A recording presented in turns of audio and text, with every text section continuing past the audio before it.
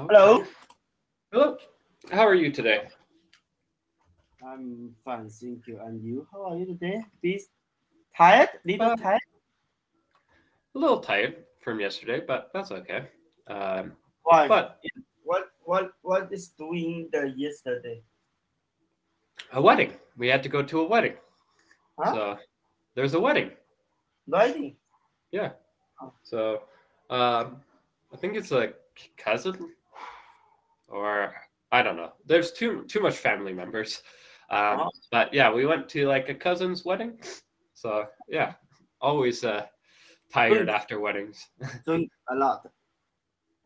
Yeah, and a lot of beer, and I don't like beer, so not very good.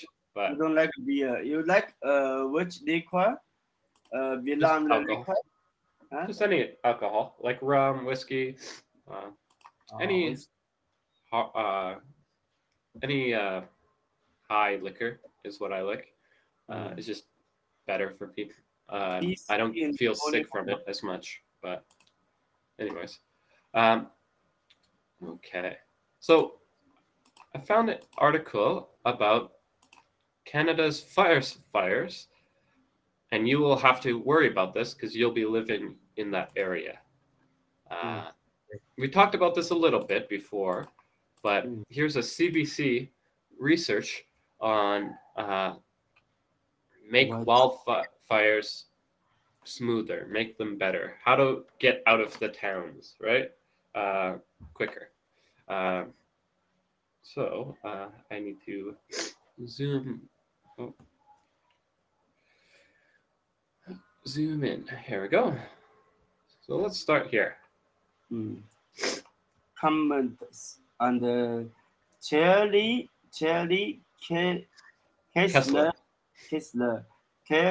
Charlie Kessler vividly, meaning like he really remembers. Remembers the day he was forced to label Drayton Valley 6 months ago because you saw the wildfire. So basically, they're just saying Charlie remembers vividly. He's forced to leave his town because of a wildfire 6 months ago, right? He had to leave. Charlie is the iPod Charlie. No, Charlie's is just a person, a name.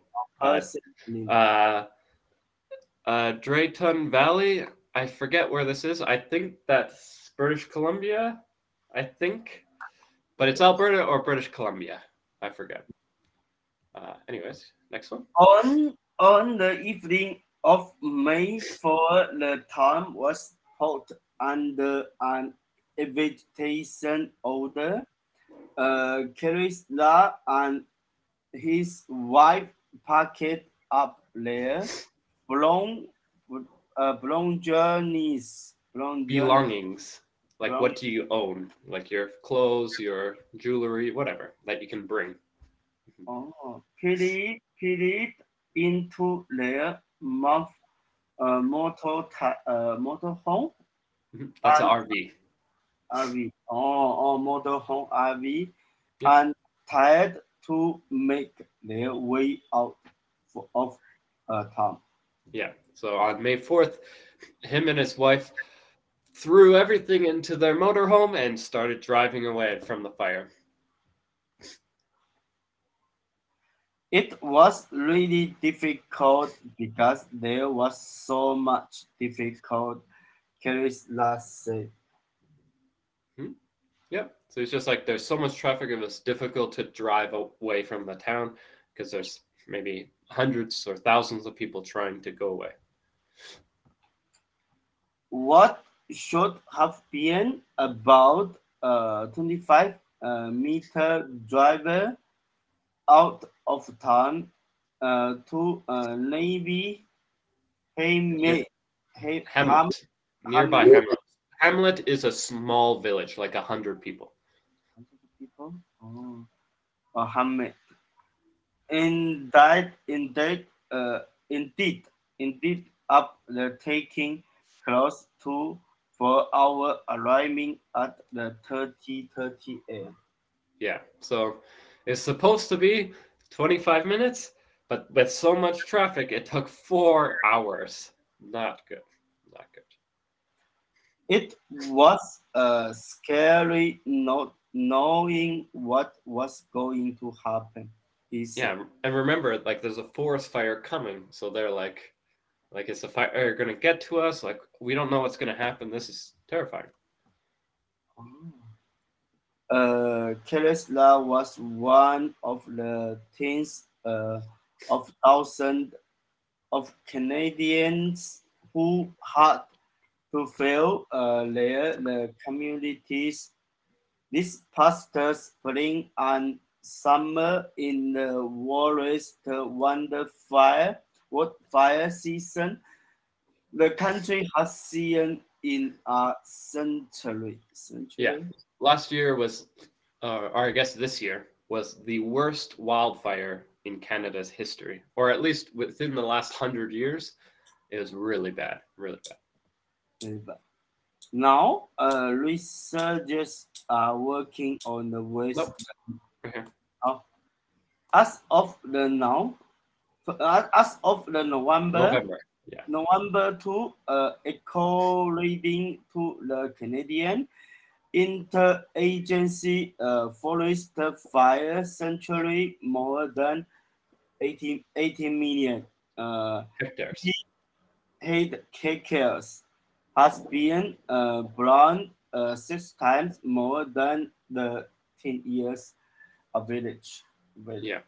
Basically, what they're just saying, in 1 year, more trees were on fire than the last 10 years.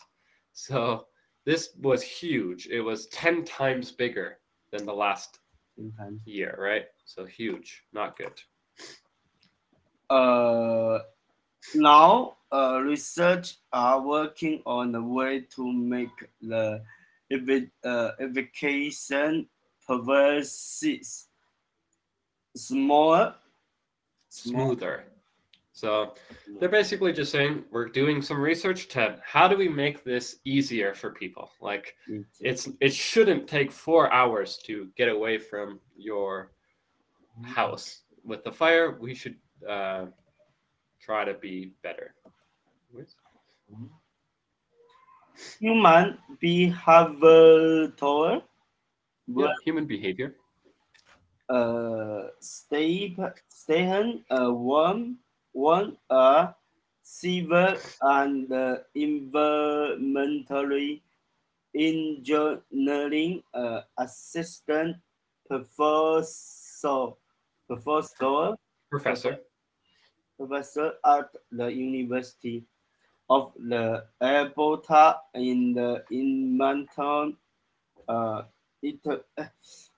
Edmonton.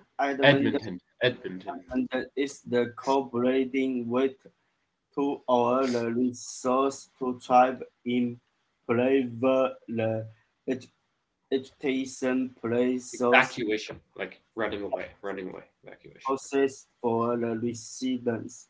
Yeah. So this guy, Stephen Wong, and 2 other people are doing research to figure out what should we do next time. Like we need to improve. What should we do next time? The trio. The 3 people. Trio. 3 people. The trio is looking at 5 communities. 3 in the BC, Quesnel, Salmonard, and Nelson. And 2 in the Alberta with Coat and Canmore. And creating education simulation. Evacuation simulation models based on each community and wildfire exposed for sure. Human behavioral or the typical simulation. So basically, they're practicing for the next season. So we're going to assume people are going to panic. We're going to assume there's going to be lots of traffic. We're going to assume how much fire is in the area and figure out what each person should do in Canmore, Whitecourt, Quinsnell, Salmon Arm, and Nelson. Like, what should they be doing, right? We're going to test it out. Oh. And millet, he hiding and breeding plant. This said. One. Oh. Okay. Okay. One fox will be on the human behavior. He's setting out the steps to the citizens in all 5 communities to better understand how and what the decisions are made by evacuees. So yeah, he's just gonna test out, like he's gonna learn about people. He's like, what did you do when you were running away? What did you bring? What did you do? Basically, he's gonna ask the people who left their houses, what did they do? So he can learn about what happens. What? Such as well. I evacuate over the well. I stay. Yeah, will I evacuate or will I stay? What should I do? But then there's host of another key decisions that area made after then that involve on the transportation system, he said. Yes. So he's basically saying the first question, of course, is should I stay or should I go? But there'll be a whole bunch of other questions like what do you bring? How do you leave? Do you leave by car or do you leave by train? Like, how are you going to leave? Okay. That includes to the model of the transportation that we use the road departure time where people decide to go and host the communities that might be involved as the part of that. Yeah. So this might include the routes, like the roads that they take. What time do they leave? Where do people go? Which communities do they go to? Like they're leaving their house, but do they go to the big city like Edmonton? Or do they go to a small town? What's happening? Yeah. Okay. He said the information collected can help the figure out where the certain groups need more the resources to the evacuate need different the methods of the communication to encourage them to evacuate to use evacuate to use the century models of the transportation to leave the community. Yeah, basically saying with this information, we'll learn which people need help most, right? Is it families with children? Is it old people? Is it disabled people? Like what kind of people need the most help? What can we say to convince you to leave? Like, do we just say everyone has to leave? Or can we like say it a different way? Like everyone's house is going to burn down. Like, what do we need to say to make you leave? And then finally, what kind of transportation do you need? Do you need an RV to leave? Do you need a truck or a car? Like, what do you need to get out of the community? Yeah. Because this is very common. Look at all the fire. and all the cars not really a lot less. yeah, not very good.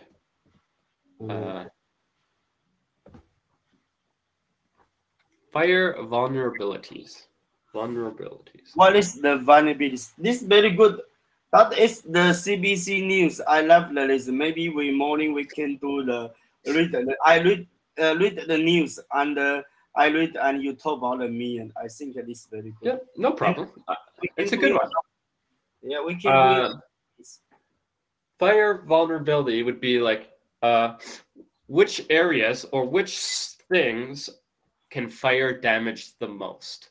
So for example, this small town is surrounded by trees. It's vulnerable because these trees could catch fire and then the town could catch fire. But maybe the big city like Edmonton, well, there's no trees around Edmonton, so it's safer. Something like that. Okay. Oh, okay. Researcher.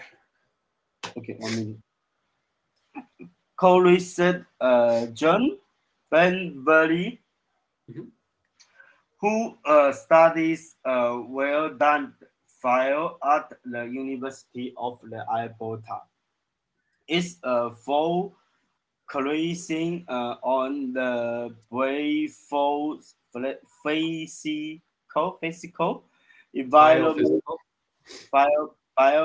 physical environment around community, such as well is fire the Ignite.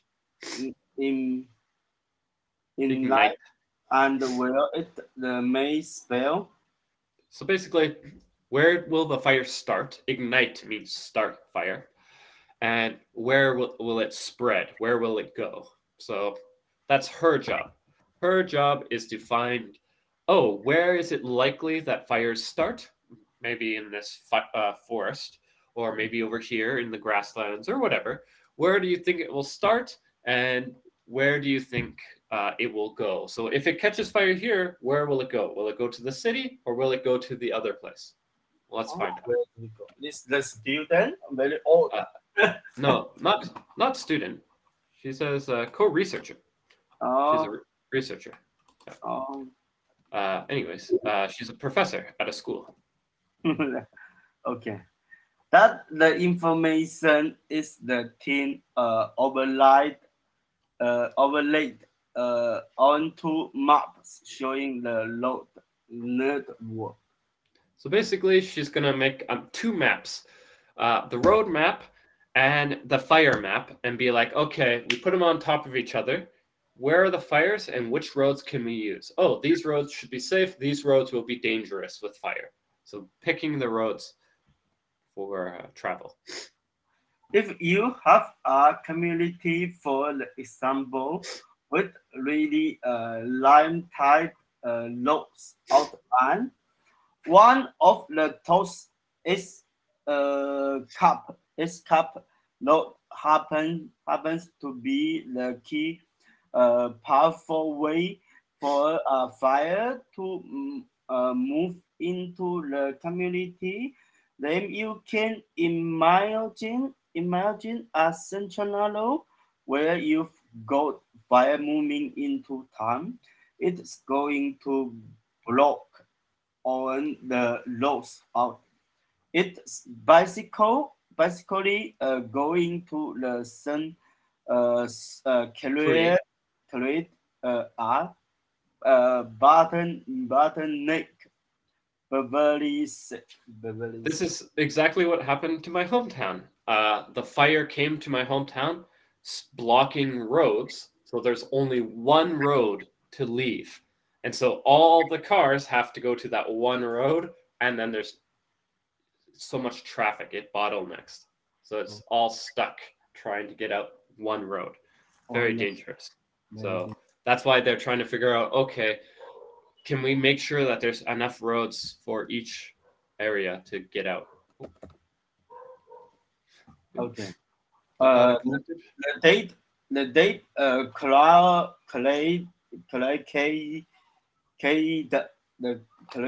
will help the create with the fire education mode showing how residents might get out of the community of informed education planning and infrastructure. So basically, it's just saying the data will help us figure out where do we build roads, what services do we need for the people in those towns, and we can teach like at school or in the community what we need to do if a fire is coming. Yeah. Oh, okay. The budget, Biggest. the biggest change that we hope to make in this is the informing education plans a lot of the communities another because of their size or their lack of time to be able to do it. Don't have the education please plan specific for the wildfire warms it. Yeah. So basically, they're just saying the biggest change will probably be the evacuation plan. How do we leave? It'd be nice if we built more roads and maybe more water-related things, but most likely the quickest thing and the best thing will be the plan. Okay, make sure that people leave early, they get to a nice, safe place, they get to a hotel or blah, blah, blah, right? That's going to be the biggest change. The project will also look at how they build the infantry culture, and transportation. The system could change to help wildfire educations and another the disasters. So yeah, this is like a common sight. There's fire everywhere and very dangerous, right? Not good. Maybe put a lot of animals in the here, barbecue the animals. Basically, that's kind of what happens. Yep. Oh, what is the meal, baby? Oh, very good. This is yeah. That's why forest fires are super dangerous. Is not just people, but animals go crazy at this time, right? Because there's fire everywhere. So deer and bears and stuff will be running in the city. Very dangerous sometimes. But anyways, fire can happen anywhere. Oh yes, fire can happen anywhere. The research started last year and was slightly passed during the 2023 wildfire season to each so freight porters could find on the real-time wait for the response. Yeah. So they were doing research, but they had to stop for a little bit to help with the forest fires. It was so bad this year that they needed everyone to help with forest fire. Yeah. Okay. But Canada's work to reduce wildfire risk up to November Nova Scotia. Sister, his historical year. Yeah, so again, after a historic year, this was the biggest fire ever. Nova Scotia, Atlantic Canada, is trying to reduce next year's fire. Beverly said the research is the important co-standing what the Canadians saw in the spring and summer. Okay, good. Fire. Oh, so that's just saying that it's important to consider like after last year of how crazy it was, Canadians might be a bit more I guess like smart. Like we would be able to teach them a bit better. Like the years before, most people didn't care about forest fires because nothing really happened. But after last year, Canadians should be able to, like, they saw a lot and they probably will change. Hopefully. Okay. Fires can. Fires can happen in the places where maybe we haven't had a lot of fire and don't expect it to happen. She said what we've learned from this past season is that fire can happen there. Yeah. So basically, that's why this year was so crazy, is most years it's just the north and in the mountains and stuff.